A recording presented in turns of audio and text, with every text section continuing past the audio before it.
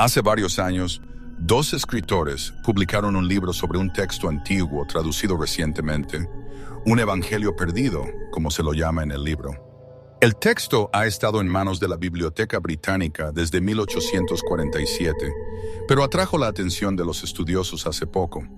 En él se indica que Jesús no solo estaba casado, sino que tenía dos hijos y que María Magdalena, a quien por mucho tiempo se consideró una amiga cercana de Jesús, era en realidad la Virgen María. También indica que habían intentado matar a los hijos de Jesús y María más de una década antes de la crucifixión, cuando Jesús tenía 20 años. Esto podría evocar vagamente el libro El Código da Vinci que Dan Brown publicó en 2003, pero la verdad es que las preguntas sobre la relación que había entre Jesús y María Magdalena han existido desde hace mucho y el Evangelio perdido solo acrecienta la leyenda. En cuanto a su validez, los expertos influirán enormemente como lo hicieron cuando Karen King, profesora de Harvard, reveló un fragmento de otro Evangelio perdido. Ese trozo de papiro no era falso, como creían muchos en ese entonces. Los estudios con carbono confirmaron recientemente que se remonta al Egipto del siglo VIII, aunque es un texto más reciente de lo que King creía. Estas nuevas afirmaciones sobre un posible quinto evangelio provienen del profesor Barry Wilson de la Universidad de York en Canadá y de Simcha Jakobovich, un escritor y cineasta israelí-canadiense. Son el resultado del arduo trabajo sobre este texto titulado The Ecclesiastical History of Zacharias Rhetor, la historia eclesiástica de Zacarías Rhetor, que se escribió en asirio, un dialecto del arameo, el idioma que Jesús hablaba, en un trozo de cuero.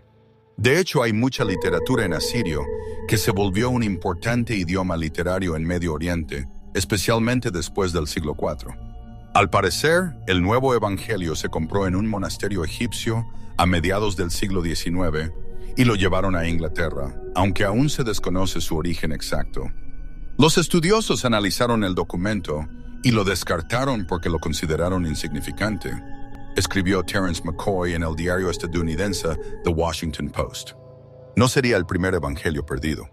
La idea de que Jesús hubiera estado casado con María Magdalena se popularizó gracias a la maravillosa novela de 1953, La Última Tentación de Cristo, del escritor griego Nikos Kazantzakis. Martin Scorsese la llevó al cine en 1988. Dan Brown solo se subió con el Código da Vinci a un tren que ya iba en movimiento. Se dice que el texto de este evangelio perdido más reciente es una traducción de un manuscrito en griego, según el análisis de una carta que data del siglo VI y que acompañaba al texto en asirio en la Biblioteca Británica. Dice un artículo que el diario británico Daily Mail publicó sobre el libro. Sin importar cómo se mire esta historia, su origen es antiguo y podría en efecto remontarse al siglo I, época en la que se escribieron los 4 evangelios canónicos, Mateo, Marcos, Lucas y Juan, aunque esta es una conjetura de Wilson y Jacobovici. El faraón de Egipto casó a José y a Sened, y en su boda dijo: «Benditos sean por el Señor Dios de José, porque Él es el primogénito de Dios, y a ti te llamarán hija del Dios Altísimo y esposa de José, hoy y para siempre». Vale la pena recordar que muchos evangelios se escribieron en las décadas, e incluso siglos, que siguieron a la muerte de Jesús y que no son solo los 4 que los cristianos reconocen. Entre estos están los conocidos evangelios de Tomás, Pedro, Judas y Jaime. Los llamados evangelios gnósticos, que salieron a la luz en 1945 en el desierto egipcio de Nag Hammadi, contienen varios escritos de la cristiandad temprana, incluido un evangelio completo de Tomás y versiones parciales de los evangelios de Felipe y María, entre otros. No fue sino hasta el final del siglo XII que Ireneo, el influyente obispo de León, hizo su mejor esfuerzo para asegurarse de que solo se considerara a los evangelios de Mateo, Marcos, Lucas y Juan como los 4 pilares de la cristiandad. Quería erradicar los muchos textos que también podrían tener autoridad bíblica. Entonces, ¿qué deberían creer los cristianos cuando surja material nuevo sobre Jesús? ¿Podría haber otros evangelios que nos digan más de lo que podemos descubrir en los de Mateo, Marcos, Lucas y Juan? ¿Podría acaso Jesús haber tenido una esposa e hijos? ¿Cuál fue el rol que María Magdalena desempeñó en su vida? Es evidente que María Magdalena era cercana a Jesús. Ella lo llamaba Rabboni, que en arameo significa maestro. Otras personas también lo llamaban así. Ella estuvo al pie de la cruz y fue la primera en visitar la tumba luego de su muerte.